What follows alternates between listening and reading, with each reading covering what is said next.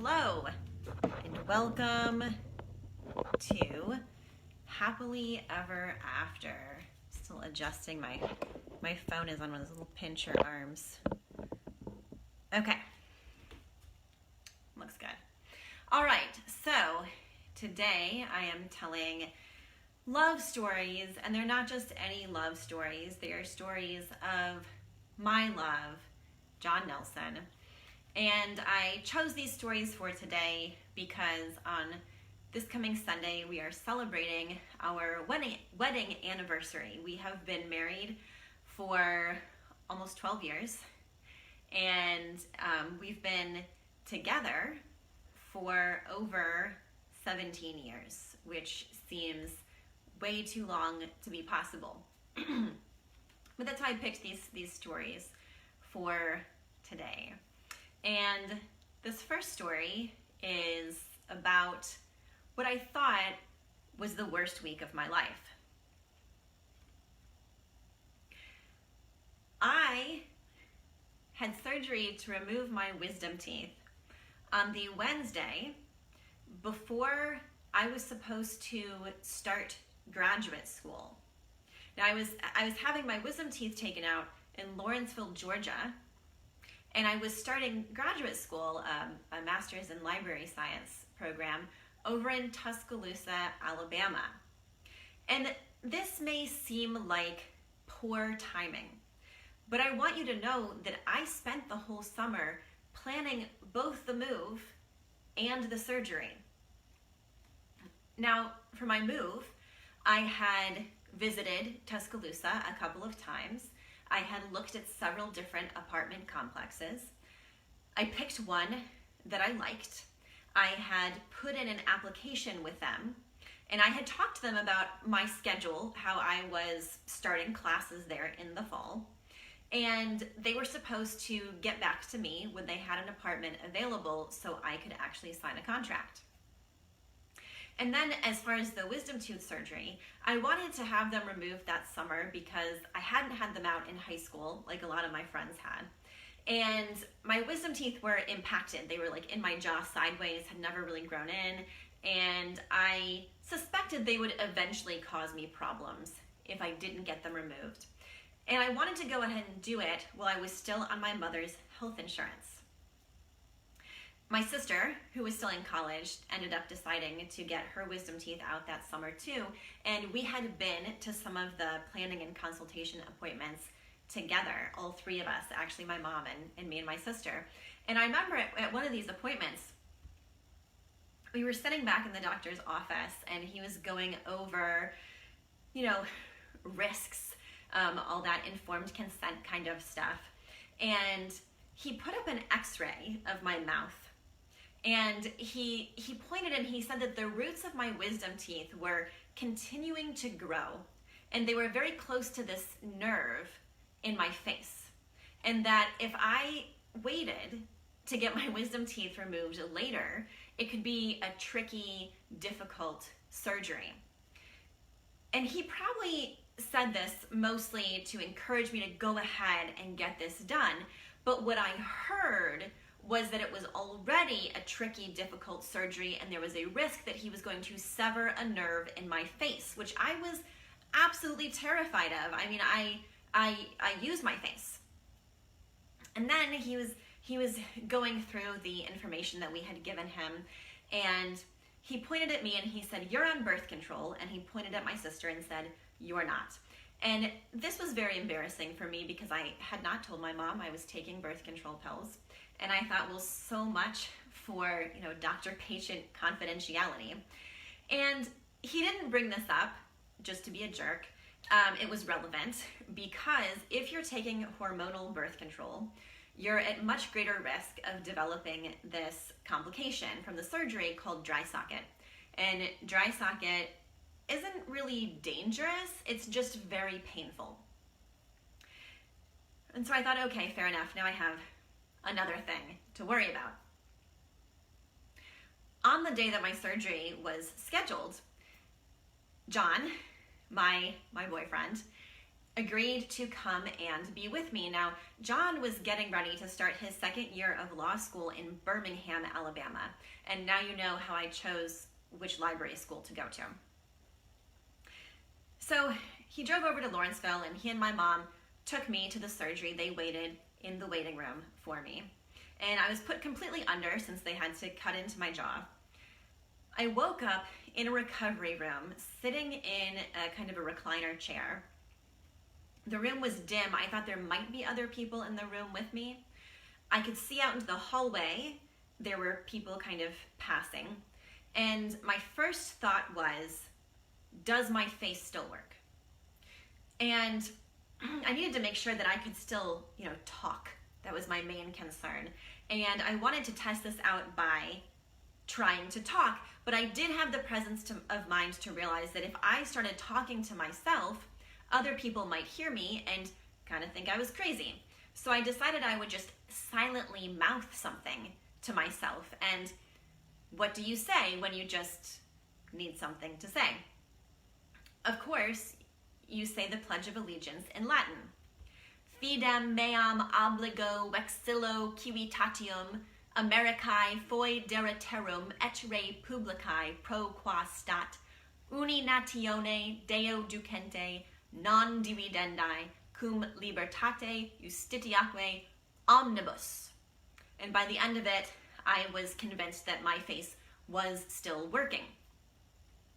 Well, after I had recovered a little bit from the anesthesia, they wheeled me out to the waiting room, and my mom and John claimed me, got me down to the car. My mom drove. John sat in the back seat with me as we headed back to my mom's house, and he kept looking over at me and smiling. Now, I hadn't had a chance to look at myself in a mirror yet, but I remembered when my friends had their wisdom teeth out that they got kind of swollen, and some of them even had like these chipmunk cheeks. So I assumed that John was laughing at me. So I looked over at him and I said, "Stop looking at me." We got back to my mom's house, and John had brought some movies for us to watch, and he and my mom made sure that I had lots of soft things to eat, pudding and Jell-O and ice cream. After we had watched the first movie, I felt like the fog had lifted enough from my brain, from the anesthesia, that I could take care of some business. I still had not heard back from that apartment complex about them having an apartment for me to rent, and I really needed to move in that weekend. So I called them up and I said, "Listen, I need to move in this weekend. Tell me you have an apartment for me." And the woman I spoke to said, "No, we don't have any apartments available." And I said, "Okay, well, I've been communicating with you since the beginning of the summer, and I filled out an application, and I told you about my timeline, and I know that the apartment complex is doing some work on the apartments between renters. And I remember you saying that you had some people who had to move in urgently, and that they had agreed that you could do some of the work while they were living there. Can we just do that? I'd be very happy to have that arrangement." And she said, "No, I'm sorry, we don't have any apartments that you can move into." So I hung up the phone, and I was beside myself because I was starting grad school the next week, homeless. So I gathered myself, and then I called up the apartment complex that had been my second choice. And I really hadn't talked to them since I had decided I was going to go with that other apartment complex. But I called up and I asked the woman, "Listen, I know this is late notice, but do you have an apartment I could move into like now? Before Monday when classes start?" And she said, "I don't have an apartment you could move into before Monday, but I have an apartment that you could have on Wednesday of next week. Will that work?" And I thought, I'm not going to get a better offer than this. So I said, "Yes, I'll take it. I'm moving in on Wednesday." And then John and I formulated a plan. On Sunday, I would drive to his apartment in Birmingham. I would stay with him and commute to Tuscaloosa for the first couple of days of class. It's about an hour drive. And then on Wednesday, I would pick up the keys to my apartment and I would start living there. Now, I would only have whatever I was able to fit in my car at this point. But I would live with just that stuff until the weekend when we'd go back to Georgia and fill up the moving van. And then I'd be able to properly move into my new apartment. It wasn't a great plan, but it was the best we could do. So John hung out with me the rest of that day, and then he had to head back to Birmingham. And I stayed at my mom's house, recovering from my surgery and starting to pack up the car. And then on Sunday morning, I woke up early, like way too early to be awake. And as I lay there in the dark, I realized the reason I was awake was because I was in pain. And there was this pain that was just radiating from my jaw into my skull and into my neck. And as I lay there, it was just getting worse and worse. So I got up and I took one of the prescription pain pills. Now, I had been taking the antibiotics and steroids I was prescribed after the surgery. I hadn't taken any of the prescription pain pills because I needed to keep a clear head and I hadn't really needed them. But on Sunday morning, I took one of them, and I knew I couldn't keep taking them all day because I had to drive to Birmingham. But I thought I'd see if it would help that morning. And after some more time had passed, I could only conclude that it hadn't helped because I was still in a great deal of pain. Well, then my mom woke up, and we waited until normal business hours. And then she called up the oral surgeon's office, talked to one of the nurses. And she said that, yep, it sounded like I had gotten the dreaded dry socket. And she said that they could help me out. I could come into the office. They could put this medicated packing into the holes in my jaw. And we'd leave that in for a few days. And then I'd have to go back to the office for them to take all of that out. Well, this wasn't going to work because I was leaving the state that day. And she said, okay, well, the alternative is to take lots of Advil. She confirmed what I already knew. The prescription pain medicine doesn't touch this kind of pain, but lots of Advil would. She told me the dosage I could take. And she said that I really should stay on top of taking the next dose because if I waited, if I let the previous dose wear off, well, it takes a little while for the next dose to start working, and so in between I would be in pain. So my mom went to the pharmacy and bought just the biggest bottle of Advil she could find. I finished packing up the car. I had a suitcase of clothes and toiletries.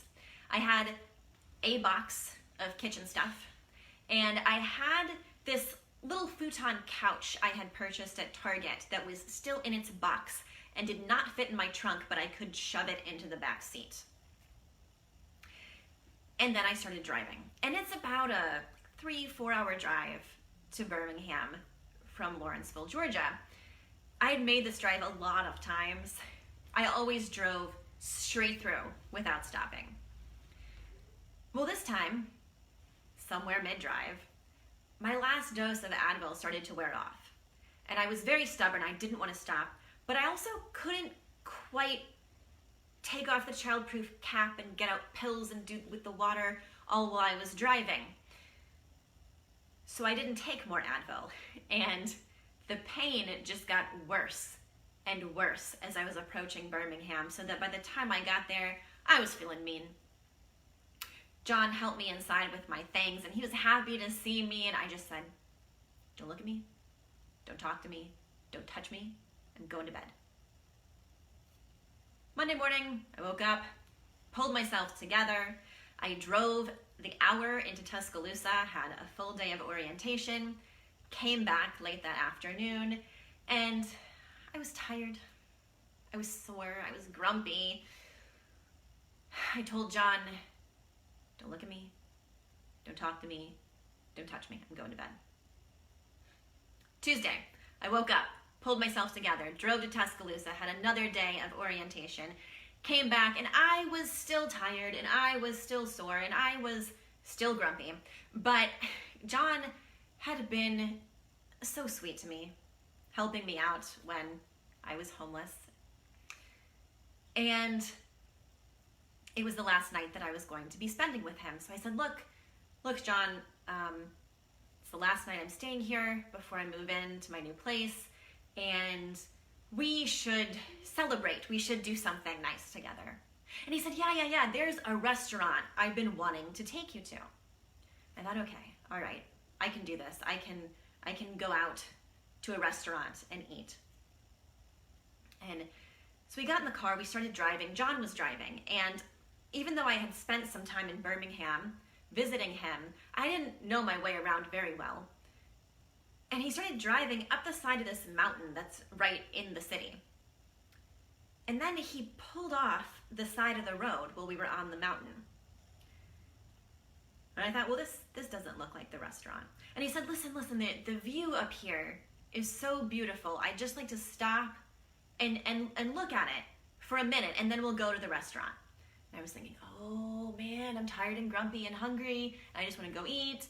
But okay, all right, we're gonna look at this view. We got out of the car, we walked up a little ways to this overlook, and we stood there and we looked out, and yeah, you could see the whole city of Birmingham. It was very lovely. It started raining on us. I mean, a light drizzle, but it was raining. And I thought, oh my goodness, of course, now it's raining on us. But John wants to do this. I'm gonna stand here in the rain for a minute, and then we're gonna go eat. So I stood there in the rain and I looked out at Birmingham, and then I looked over at John, and he was down on one knee, holding out a ring. And that is the true story of how my husband proposed to me at the end of what I thought was the worst week of my life. Thank you.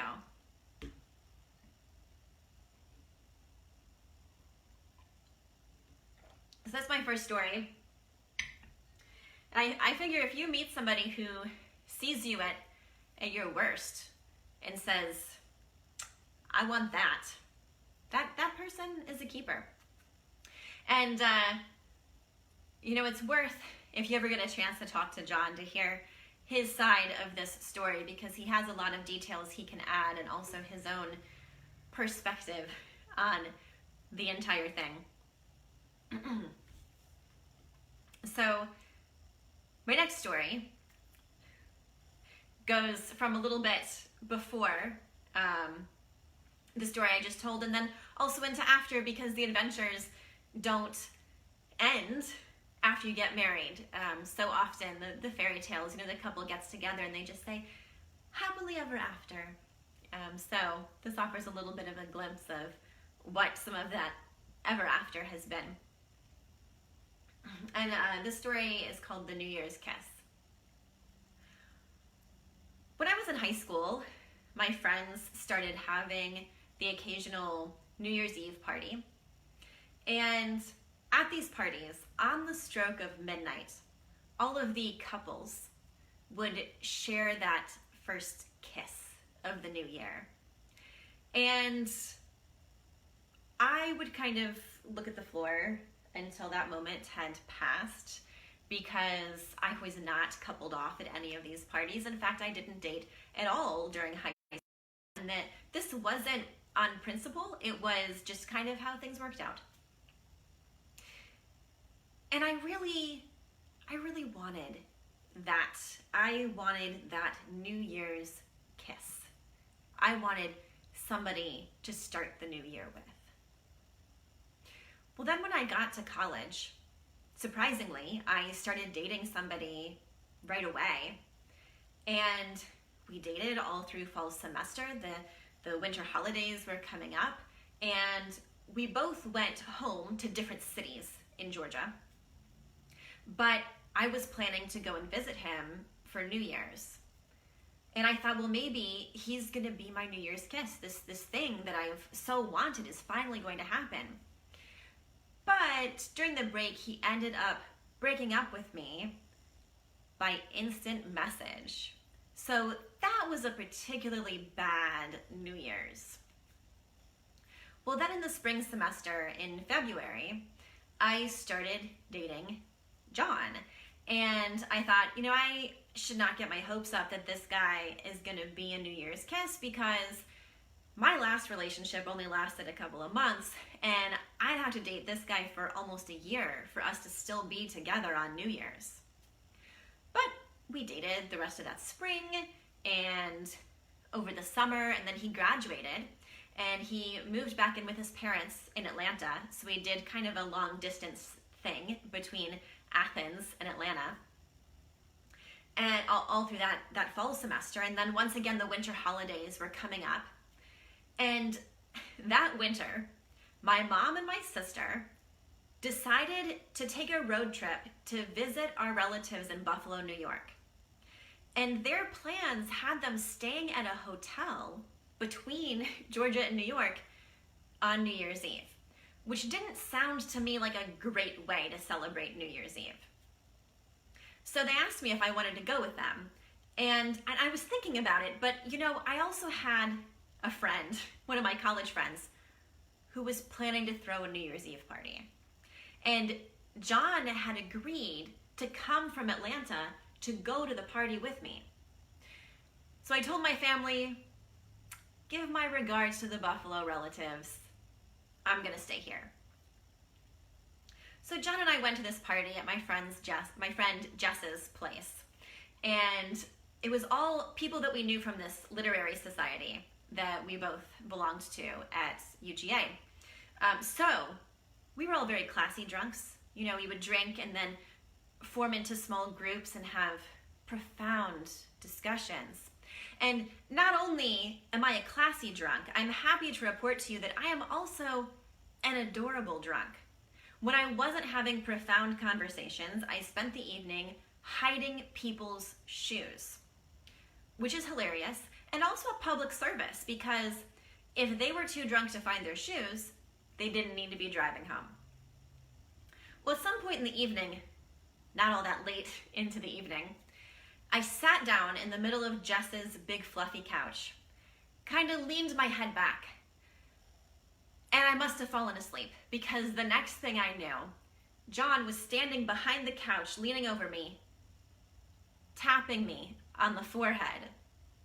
I looked up at him groggily. What do you want? It's midnight. Kiss me. So that was my first long-awaited New Year's kiss. Now, as you know, John and I have been together for a while now. We've shared many New Year's. But I'm gonna fast forward to our first New Year's as newlyweds.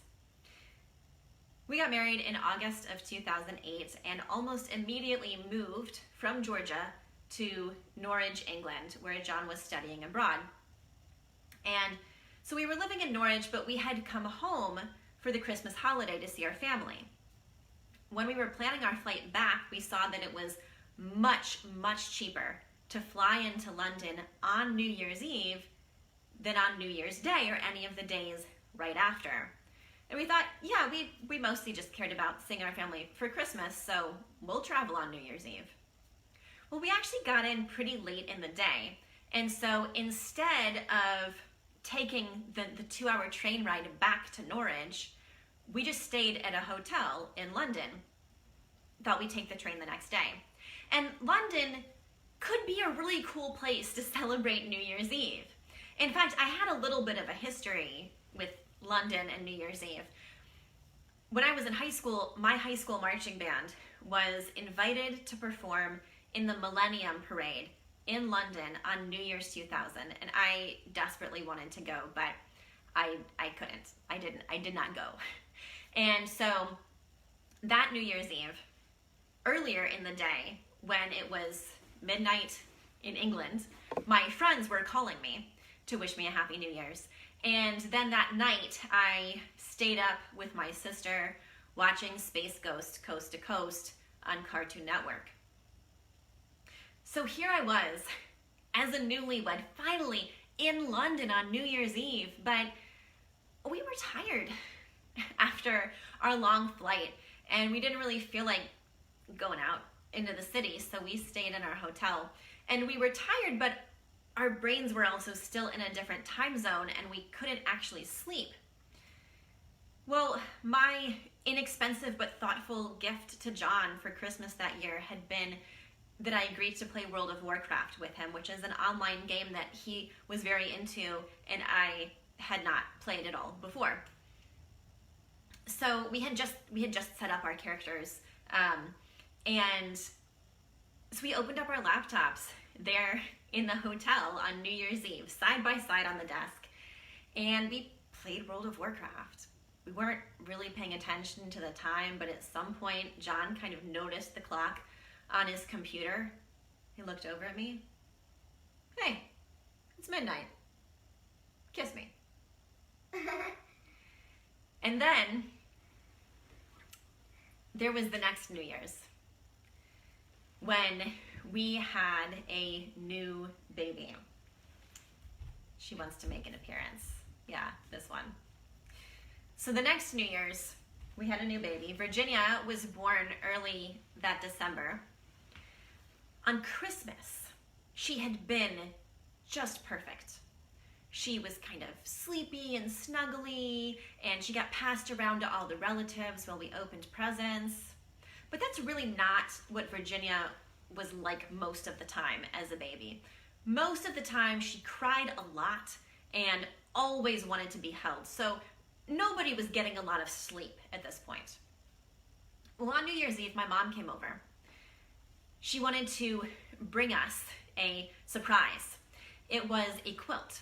She had reached out to a bunch of our friends and relatives and asked them if they would each make a square for this quilt. And then she had our friend Jess, the same one who threw that party in college, they had her actually quilt the whole thing together. And my mom had hoped that it might be ready in time for Virginia's birth, and it wasn't quite ready. And then she hoped maybe it would be ready in time for Christmas, and it wasn't quite ready. But it was ready in time for New Year's Eve. So my mom brought it over, and we admired it. We laid it out on the couch and set Virginia on it to take pictures. She screamed the whole time. And then I was sitting there holding this screaming baby, and my mom looked at me, and she said, well, why don't you let me hold her for a while, and you can go try to get some sleep. So I handed over Virginia, went into the other room. I laid down. Now, I could still hear Virginia screaming, and I thought, there is no way I am going to fall asleep when I can hear my baby crying like that. But I must have fallen asleep, because the next thing I knew, John was leaning over me, tapping me on the forehead, and he was holding a now quiet but still very much awake Virginia. I looked up at him groggily, thinking, what is wrong with this man? Why would he wake me up when I am actually getting some sleep? But he looked down at me. It's midnight. Kiss me. The end. Thank you so much for going on this journey with me. As you have noticed, I have my children in the audience here off camera, and I talked about in the information I put in the Facebook event that these were adult-directed stories, but I don't care if my kids hear them. And I think it's been actually kind of fun. Virginia's helped me practice these stories, and I think it's kind of fun to feel like your parents have this legendary love story. And I think that really our love story is maybe not that different from a lot of other people's, but it's in the telling that it becomes legendary. So I appreciate their support, and I hope that they carry these stories with them for a long time. And I thank you so much for joining me. This is also kind of a happily ever after, because it's going to be my last Facebook Live storytelling for a little while. I'm not going to be doing the weekly storytelling, but I hope to have some other virtual events in the future, so you can look out for that. And I hope that you keep telling your stories. Thanks, and I'll see you later.